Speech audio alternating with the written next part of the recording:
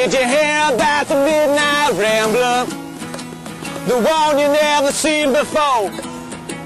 Or did you hear about the Midnight Rambler? The one that closed the kitchen door. Yeah.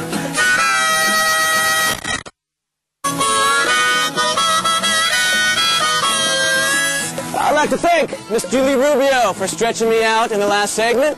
Thanks to her, I could do some Mick Jagger moves without breaking my back. And also, be sure to check out the premiere of Sexy at the Warepad, Friday, March 26th at 7:30 p.m. And in the meantime, we're here, relaxing, doing some midnight ramblings here by the sea, celebrating midnight ramblings that happened 30 years ago here in Berkeley. Let's check out this next segment with Russ Kyle's Crime Tours.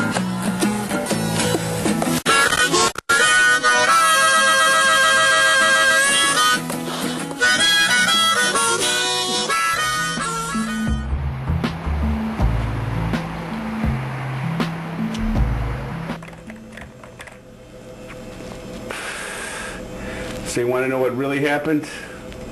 My name is Russ Kyle. I give tours, crime tours.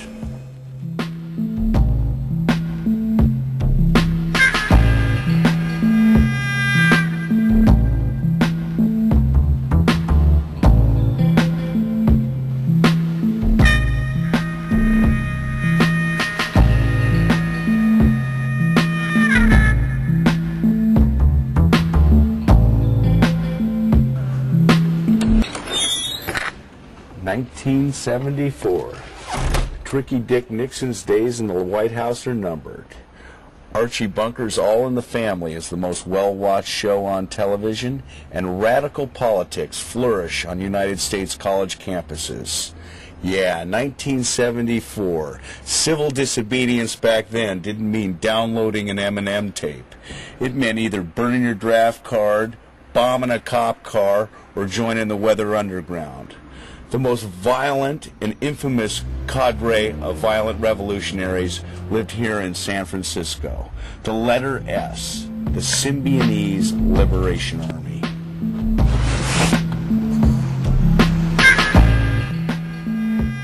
Yeah, the early 70s, as I remember them, were nothing more than a fiercely mean, cold, hard, sharp-edged case of cold turkey withdrawal for the mellow, decade-long, shroom-induced head buzz that was the 60s. Take a look at places like Ann Arbor, Madison, and Berkeley.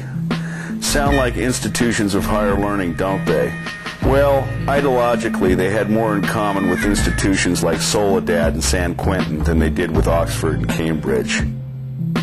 Yeah, the same kind of violent, revolutionary, Maoist dialectic bubbling up in prison think tanks was being force-fed into the eager and impressionable maws of upper-middle-class America's youth in poli-sci 101 lecture halls across the country.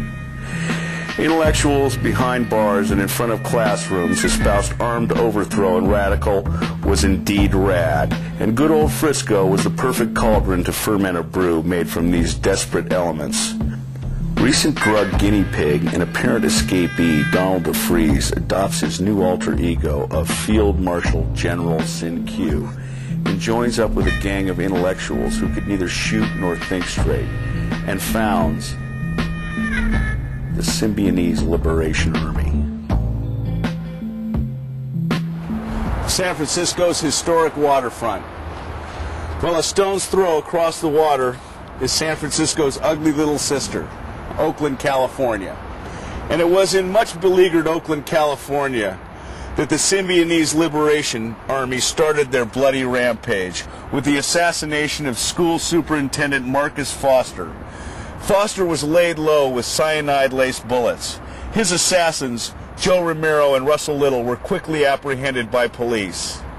Their capture and the subsequent barter for their freedom set off a more monstrous crime in politically correct and bucolic Berkeley: the abduction of newspaper heiress Patricia Campbell Hearst. Hearst was flung in the back seat of a car and driven across this bridge into San Francisco, where she was hid for 51 days. People forget that the reason the SLA snatched Patty was to trade her for Ramiro and Little, who were serving time for Marcus Foster's murder. Sure, it was a dumb miscalculation on the SLA's part to think Governor Ronald Reagan would play ball with them. But it's better to be lucky than good, because snatching Patty turned into the biggest PR coup DeFreeze could have ever imagined. If Reagan wouldn't deal for Patty, the SLA was going to make a lot of people dance to their tune. The first guy on the SLA's dance card was Randolph Hearst, Patty's father. The SLA demanded that he personally buy and distribute millions of dollars worth of food into poor Bay Area neighborhoods. This turned into a fiasco of biblical proportions, and free food was casually hijacked by thugs who resold the booty to their poor brethren. Having Patty the captive was already paying dividends, but SynQ was in for an added bonus. Symbionese Liberation Army? SLA? Not there. Well, they were there in 1974, here at 1827 Golden Gate, when the Symbionese Liberation Army kidnapped publishing heiress Patty Hearst and kept her upstairs on the 3rd floor and indoctrinated her with their revolutionary Maoist ideologies. In a broom closet in the back on the 3rd floor, Patty Hearst was kept in sensory deprivation and subjected to all kinds of abuse and torture. Soon, Patty identified with her captors and joined the SLA. They call it the Stockholm Syndrome, after some bank robbers who took a bunch of Swede hostages during a botched holdup. Well, the hostages all fell in love with their dashing captors, and they all lived happily ever after. Leave it to a bunch of socialistic Swedes to let the inmates run the asylum. Well, Patty apparently has some Swede in her, because she too became one with her captors. Feel like running a video tonight? How about a good action picture? Maybe a comedy?